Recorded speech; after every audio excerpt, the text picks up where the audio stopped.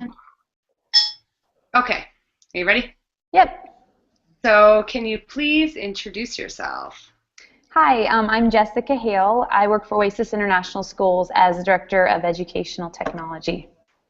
Okay, so what's your current role? Like, what kind of what do you usually do for your school in terms of implementing technology or that kind of thing?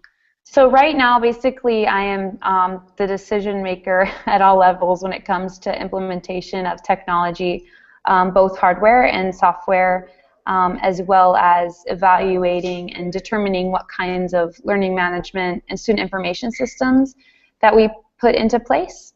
I also work with teachers at all levels with integration in their classrooms. All right, so does your school currently use a learning management system of any kind? Yeah, so right now our student information system is PowerSchool, so we are looking at LMSs that will complement. So we're piloting quite a few different ones depending on the grade level. In our fifth grade classroom, we have a teacher using Edmodo. The secondary levels, we're using Google Classroom. Haiku Learning was piloted last year. We also have used a system called Brain Honey. Some of our students take online classes, and so they use a learning management system called Brain Honey. Okay, and would you say that those ones that you listed are those pretty much age level appropriate, or would you say that they kind of work well with all ages? Yeah, in my opinion, I really like the interface of Edmodo, and I think it's developing and becoming more robust with time. But right now, I think it's most appropriate at the upper elementary or middle school levels.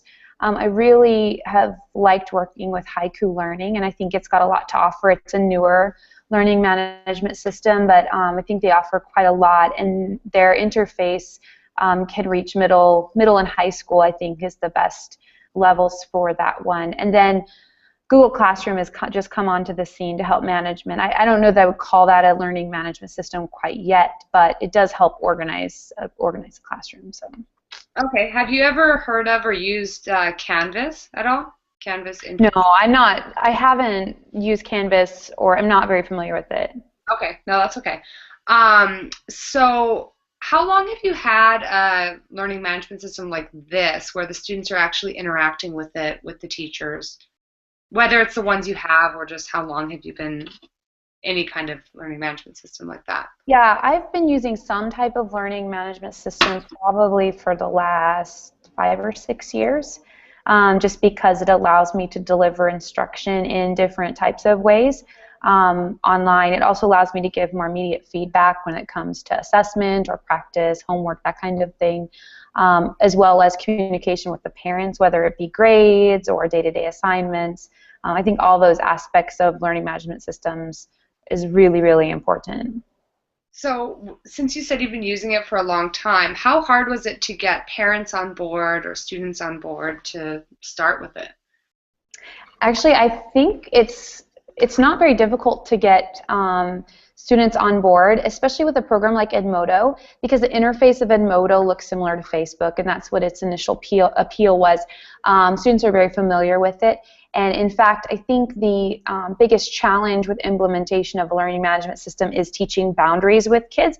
Because just because they post something at midnight doesn't mean a teacher is going to respond to them at midnight.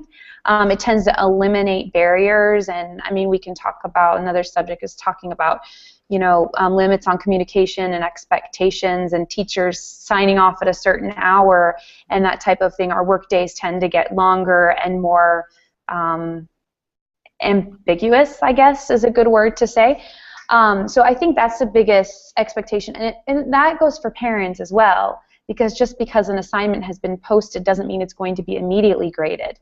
And so, I mean, it's really important, I think, to be communicating those expectations. And so when you're trying to get students and parents on board, I don't think getting them on board is necessarily a challenge, but more setting expectations so that they don't become frustrated and you as a teacher don't become burnt out. Okay. So, how about with the administration level? So, principals and and maybe team leaders, how do they feel when you bring up, okay, we're all going to start on this learning management system? Yeah, so you have several different players in that.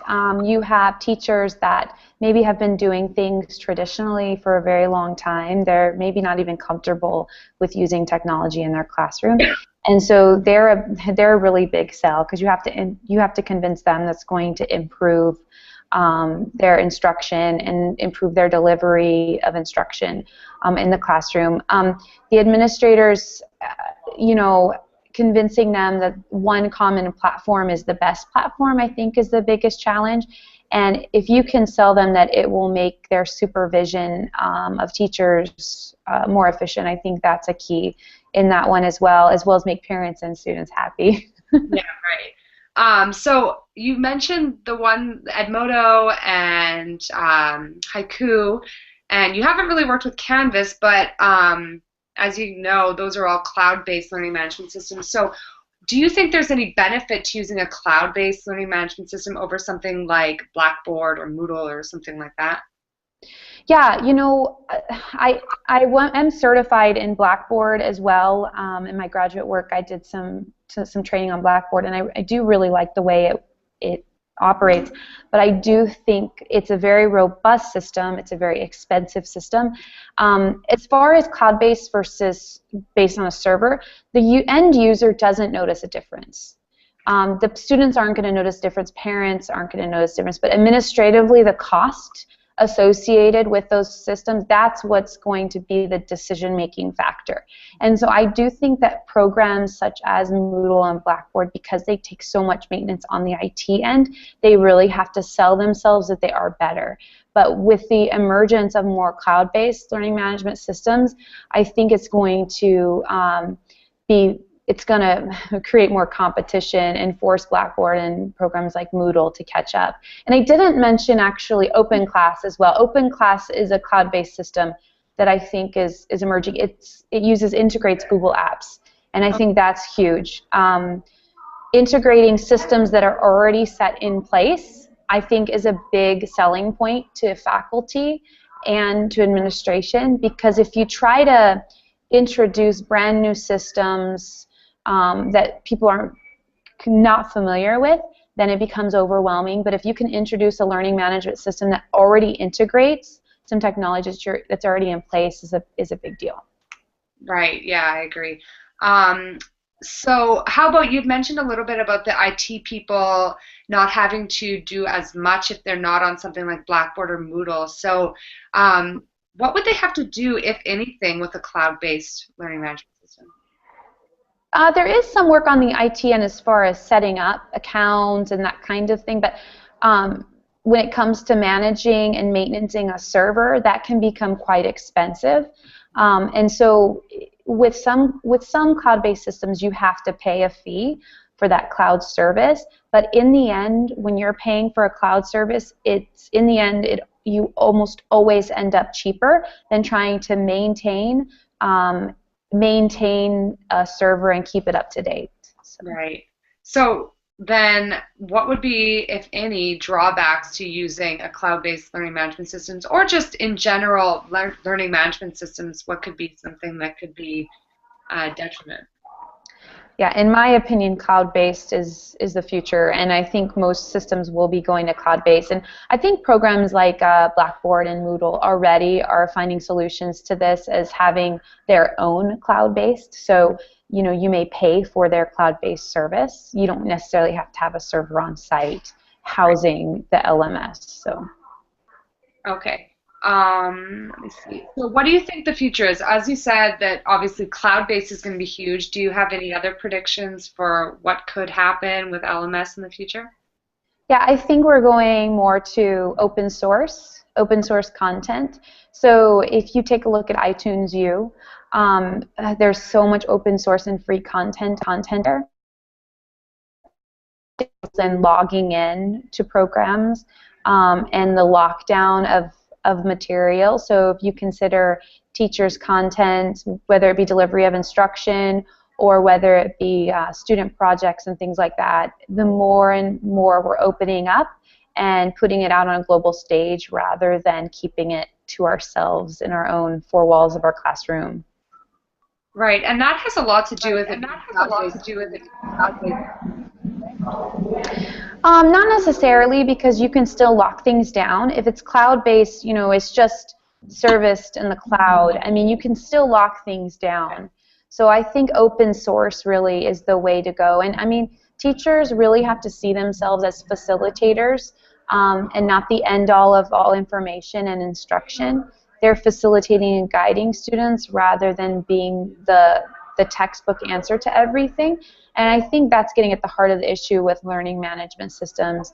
You're able to gather information, the teacher's able to facilitate content rather than to just deliver it. So they can grab a website from here, an app from here, you know, an expert. I mean, if you're teaching engineering, you want to get an engineering expert in, right? And so LMSs really offer the platform to do that. Okay. Do you have any final things you want to share with me about your experience with LMS?